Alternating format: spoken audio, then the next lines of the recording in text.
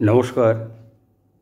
আমার সৎসঙ্গে গুরু ভাই বোন, আমার দর্শক ও শ্রোতাবৃন্দ, আমি আশা করি আপনারা সকলেই খুব ভালো আছেন। আমি আবার আপনাদের সামনে এলাম আজকে আপনাদের সঙ্গে একটু আলোচনা করবার জন্য।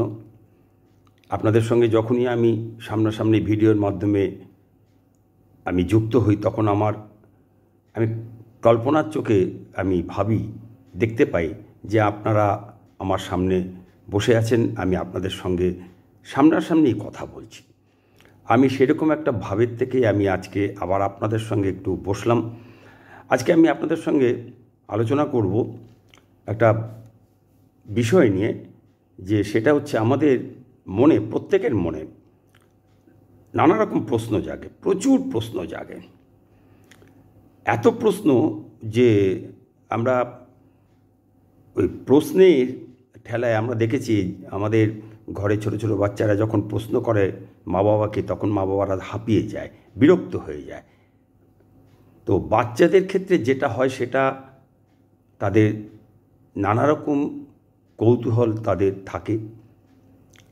ধীরে ধীরে ধীরে ধীরে বড় হওয়ার সঙ্গে সঙ্গে সেই নানা রকম প্রশ্ন কমতে থাকে। কিন্তু যখন আমরা পরিণত বয়সে পৌঁছে যাওয়া মানুষেরা, যখন আমরা প্রশ্ন করতে থাকি, একের পর এক প্রশ্ন করতে থাকি, তখন স্বাভাবিকভাবেই মনে একটা প্রশ্ন জাগে যে আমরা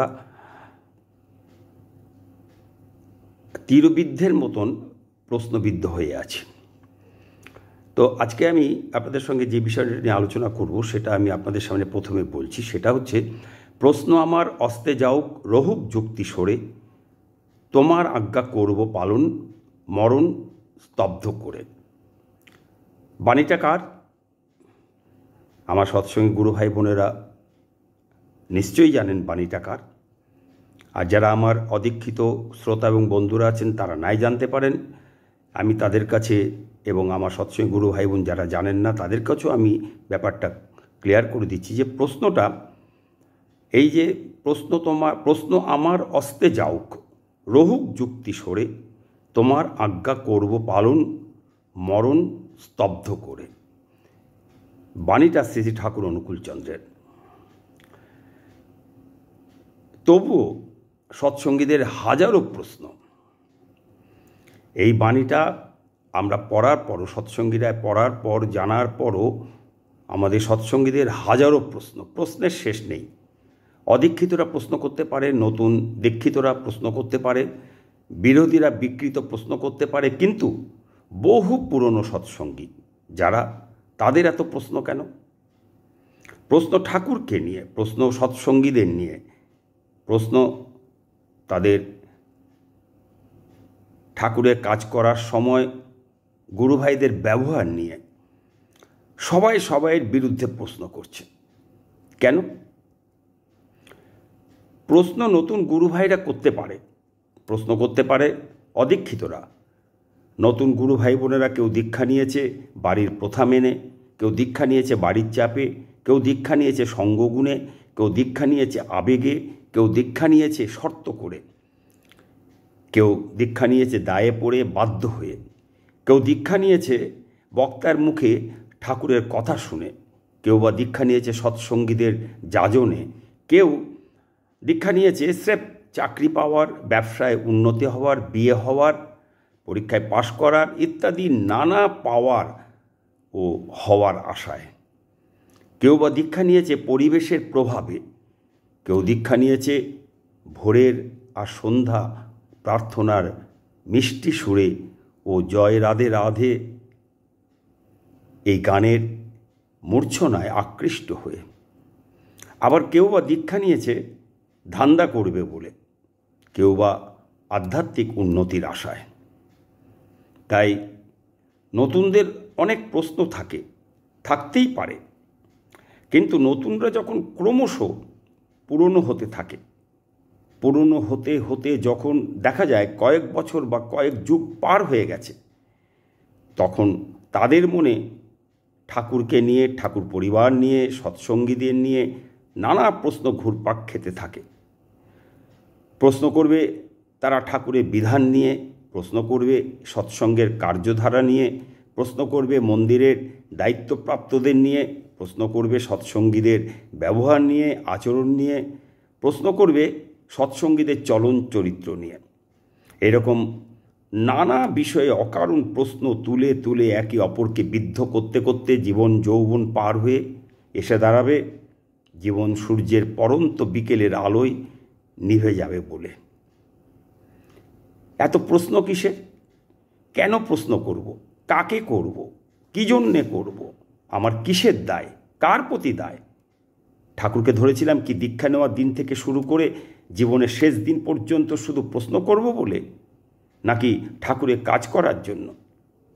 ঠাকুরের কাজ করতে এলে কিছু শর্ত আছে, সেটা জানা আছে কি? ঠাকুর একই কথা বারবার অনেকবার অনেক রকমে আমাদের বলেছেন ঠাকুরের কাজ করতে হলে কেমন মনের অধিকারী হতে হবে, তা আমাদের জানা আছে কি? ঠাকুরের কাজ করতে হলে আগে তা জানতে হবে, আর জানতে হলে ঠাকুরের বলাগুলি অধ্যয়ন করতে হবে, আচার্য সঙ্গ ও অনুসরণ করতে হবে, প্রকৃত সৎসঙ্গের খোঁজ করতে হবে ও সঙ্গ করতে হবে। আমরা সবাই নিজেকে সেফ জোনে রেখে অন্যের বিরুদ্ধে প্রশ্ন করছি আর আঙ্গুল তুলছি আমরা অন্যের দিকে। সবাই নিজেকে মনে করছি নির্দোষী আর অন্যকে মনে করছি দোষী। অন্যের দিকে আঙ্গুল তুললে যে নিজের দিকে 4টে আঙ্গুল থাকে সেটা বলার সময় খেয়াল থাকছে না আমাদের। সবাই ঠাকুরের কথা তুলে ধরে একে অপরকে কিভাবে চলতে হবে তার জ্ঞান দিচ্ছি, অথচ সেই জ্ঞানের আলো ছটার ছিটে ফোঁটা আমার নিজের আচরণে, ব্যবহারে, কথায়, চাউনিতে, চলায় বলায় এসে পড়ছে না। বিন্দুমাত্র ফুটে উঠছে না আমার চরিত্রে। নিজেকে দাঁড় করিয়ে রেখেছি আমি অন্ধকারে, আর যাকে ঠাকুরের কথা তুলে জ্ঞান দিচ্ছি সেও তৎক্ষণাৎ আমাকে জ্ঞান দিস না, নিজের চরকায় তেল দে বলে ফুঁস করে উঠছে। কখনো রাগে উত্তেজিত হয়ে আরও খারাপ ভাষায় জ্ঞান ... না বলে পাল্টা ফোঁস করে উঠছে। আসলে আমরা উভয়ই দায়ী। যে আমি জ্ঞান দিচ্ছি আর যাকে দিচ্ছি আমরা দুজনেই মুখোশ পরা সৎসঙ্গী। আমরা দুজনের একজনও আচরণ সিদ্ধ সৎসঙ্গী নই। আসলে আমরা যারা যে কারণে দীক্ষা নিয়ে থাকি না কেন, প্রকৃত চর্চার অভাবে দীক্ষা আমাদের মধ্যে জীবন্ত হয়ে ওঠেনি।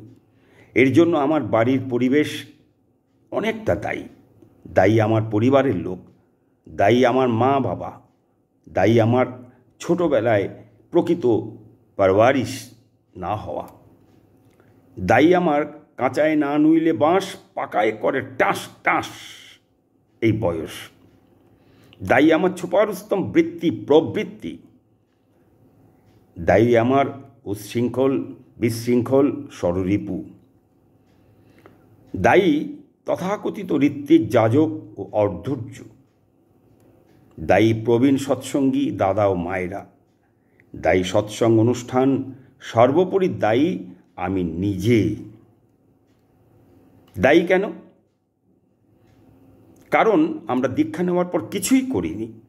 প্রথম যদিও একটু আধটু দীক্ষার নিয়ম পালন করেছি, পরে উৎসাহ আর ধরে রাখতে পারিনি নানা সমস্যার কারণে, পারিনি চটজলদি কিছু পাওয়া ঘটেনি তাই, পারিনি না করে পাওয়ার আশায় বেকুব চাষার মতো হাঁ করে অলস বসে থাকার কারণে, পারিনি আর্থিক সমস্যা, পারিনি পারিবারিক সমস্যা, পারিনি পারিপার্শ্বিক নেগেটিভ পরিবেশের প্রভাব ইত্যাদি ইত্যাদি কারণে, পারিনি সঙ্গদোষে, পারিনি উচ্ছৃঙ্খল বিশৃঙ্খল রিপুর তারণ পীড়নে, পারিনি বৃত্তি প্রবৃত্তির বৃত্ত থেকে বেরোতে না পারার কারণে, পারিনি প্রকৃত সৎসঙ্গীর সঙ্গ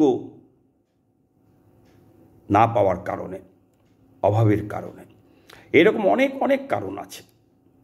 উৎসাহ ধরে রাখতে পারিনি শ্রী ঠাকুরের দর্শন, শ্রী ঠাকুরের বাণীর মর্মার্থ বুঝতে না পারার কারণে, পারিনি বোঝার চেষ্টা না করার কারণে, পারিনি আদৌ নিজেকে পরিবর্তন করার, নিজেকে ঠাকুরের মনের মতো করে গড়ে তোলার ইচ্ছার অভাব থাকার কারণে। ভেবেছি দীক্ষা নেওয়ার পরেই আমি সৎসঙ্গের জার্সি, সাদা পোশাক আর কালো ব্যাগ গায়ে ও কাঁধে চাপিয়ে আমি সৎসঙ্গী হয়ে গেছি, আর ছুটে গেছি সৎসঙ্গে।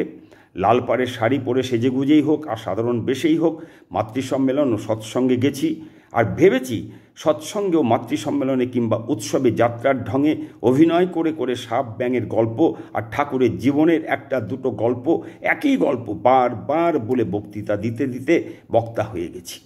বেসুরে বেতালে গান গাইতে গাইতে আমি গায়ক গায়িকা হয়ে গেছি। ভেবেছি আমি অসুরের মতো লম্ফ দিয়ে ঝম্প মেরে কীর্তন করতে করতে ঘেমে নিয়ে বিরাট কীর্তনিয়া হয়ে গেছি। আশেপাশে প্রবীণদের দেখে দেখে বুঝে গেছি, শিখে গেছি, পোশাকে সৎসঙ্গী হও, ভক্ত না হলেও চলবে, বক্তা হও, ভক্ত হওয়ার দরকার নেই। আর মুখে যা বলি তা কাজে পালন না করলেও চলে। ফলত দিনের শেষে একদিন এত করেও যখন দেখি প্রাপ্তির ঘর শূন্য, তখন অবসাদে, হতাশায়, বিরক্তিতে, রাগে নিজের ত্রুটির ধান না ধরে অন্যের ঘাড়ে দোষ চাপিয়ে দিয়েছি। আর পরিণতিতে আমিতে মত্ত হয়ে বেকুবির কারণে ক্রমশ নষ্ট হয়ে গেছি, আমি ধ্বংস হয়ে গেছি। ভেবে দেখিনি কেন আমার প্রাপ্তির ঘর শূন্য, ভেবে দেখিনি কেন আপ্তি হলো না। তাই বলি, ঠাকুরের বাণী নিজের ত্রুটির ধান না ধরে অন্যের ঘাড়ে দোষ চাপায় অহং মত্ত এমন বেকুব ক্রমে ক্রমে নষ্ট পায়। আর প্রশ্ন আমার অস্তে যাউক রহুক যুক্তি সরে, তোমার আজ্ঞা করব পালন মরণ স্তব্ধ করে। এই বাণীর মর্মার্থ আমাদের বুঝতে হবে। এরকম বহু বাণী আছে যা আমার স্বভাব, আমার চরিত্রকে শোধরানোর জন্য, নিজেকে নিরাশী নির্মমভাবে গড়ে তোলার জন্য বলে গেছেন শ্রী ঠাকুর। যখনই ঠাকুর সম্পর্কে, ঠাকুরের পরিবার সম্পর্কে, আচার্য সম্পর্কে, সৎসঙ্গ সম্পর্কে, সৎসঙ্গীদের সম্পর্কে আমাদের মনে প্রশ্ন জাগবে সন্দেহ, যখনই অন্যের দেওয়া আঘাত, দুঃখ, ব্যথা, বেদনা, অপমান, লাঞ্ছনা, গঞ্জনা ইত্যাদি ইত্যাদি আমার মন জুড়ে থাকবে, আর তার ফলে আমার মনে জেগে উঠবে নানা প্রশ্ন, প্রকট হবে ষড়রিপু, তখন এটা নিশ্চিত হবে, প্রমাণ হবে যে আমার মন জুড়ে, প্রাণ জুড়ে ঠাকুর ছিল না, কোনো দিনই ছিল না, ঠাকুর নেই। তাই সেই শূন্যস্থান পূরণ করেছে ওইসব হাজারো শয়তানি মরণ প্রশ্ন, বিষাক্ত প্রশ্ন, যা আমার বুকে ঠাকুর প্রেম নিভিয়ে দিয়েছে, ঠাকুর থেকে আমাকে দূরে সরিয়ে দেয়, বিষিয়ে দেয় আমার অন্তর, টেনে নিয়ে যায় মরণ দুয়ারে ধীরে ধীরে নিশ্চিন্তে। তাই নিজেকে ও সৎসঙ্গীদের বলি, সাবধান, কোনো দিকে না তাকিয়ে, কারো দিকে না তাকিয়ে, কারো কথা না ভেবে শ্রী ঠাকুরের বাণীগুলির মর্মার্থ এসো অনুধাবন করি, অনুভব করি, উপলব্ধি করি শ্রী ঠাকুরের কথা। আমি শুধু ঠাকুরের জন্য আর কারো জন্য নই। আর যদি আমি যেদিন সত্যি সত্যি শুধু ঠাকুরের জন্য হয়ে উঠতে পারবো, সেদিন আমি সকলের হতে পারবো। নতুবা সব বৃথা হয়ে যাবে ব্যর্থতার অন্ধগলিতে ঘুরপাক খেয়ে, প্রশ্নবিদ্ধ হয়ে জীবন আমার চিরতরে ঘুমিয়ে। তাই সৎসঙ্গী, সাবধান। নমস্কার, জয় গুরু। আজকের মতন এখানেই বিদায়। আবার আমি আপনাদের সামনে আসবো পরবর্তী ভিডিওতে।